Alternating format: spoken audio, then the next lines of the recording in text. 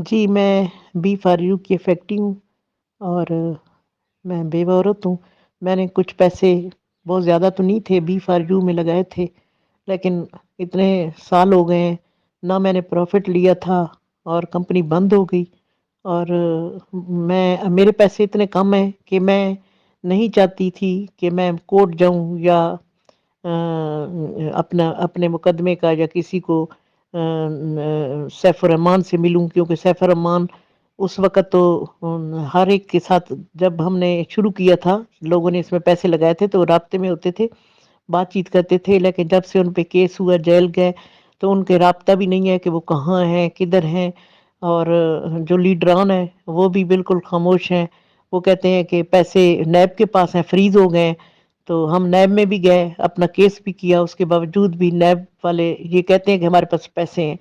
मैं किसी के खिलाफ नहीं हूँ, ना सैफुर रहमान के खिलाफ हूँ। हम लोगों से ही लालच की बुनियाद पे लोगों ने पैसे डाले और नैब में भी नैब वालों ने भी पैसे अपने पास रखे हुए हैं, कितने साल हो गए हैं। तो वो कंपनी जब चला रहा था तो लोग तो खुश थे, लेकिन जब कंपनी बंद हो गई, तो लोगों को पैसे मिलने भी बंद हो गए।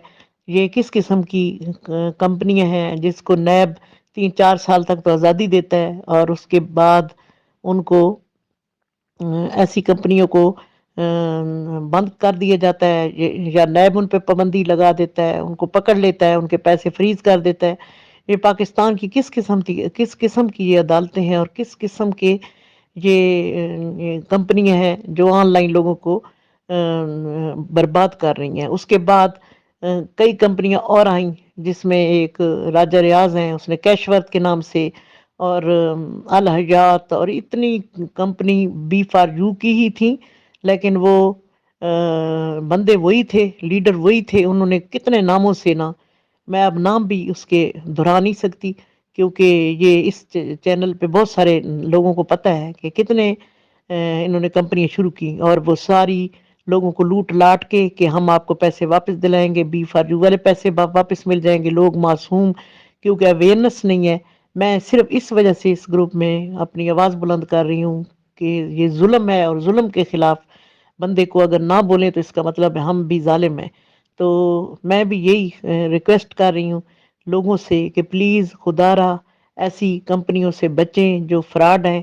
काश हम ये ढलोन साहब जो इनका चैनल था उसमें ये शुरू से कहते थे कि ये फ्रॉड है, मत इसमें शामिल हो, मत शामिल हो, लेकिन उसके बावजूद भी हमने यकीन नहीं किया और हमने नुकसान उठाए।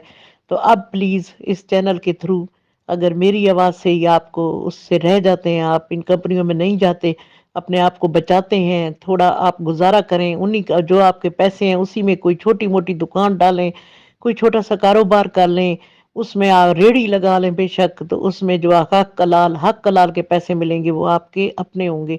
कम से कम आप किसी को पैसे देंगे तो नहीं, जो पैसा आपके हाथ से निकल गया वो किसी और का है, आपका पैसा नहीं है वो।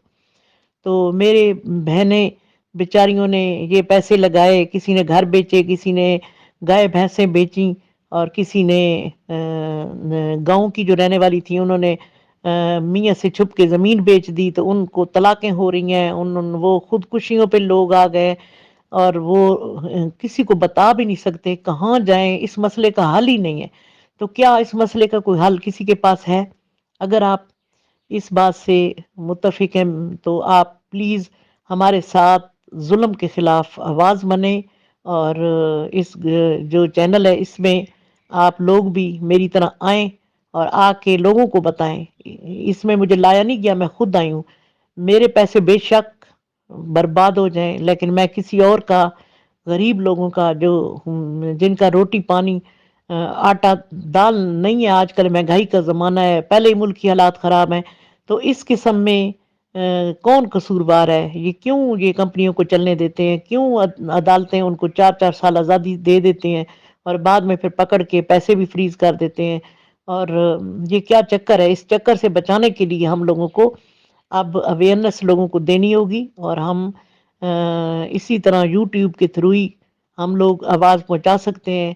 हो सकता है कि मेरी आवाज़ से 1-2 लोग 5-6 लोग अगर बच जाते हैं तो वो भी मेरे लिए बहुत बड़ा क्रेडिट होगा और मैं खुश होंगी। बहुत शुक्रिया।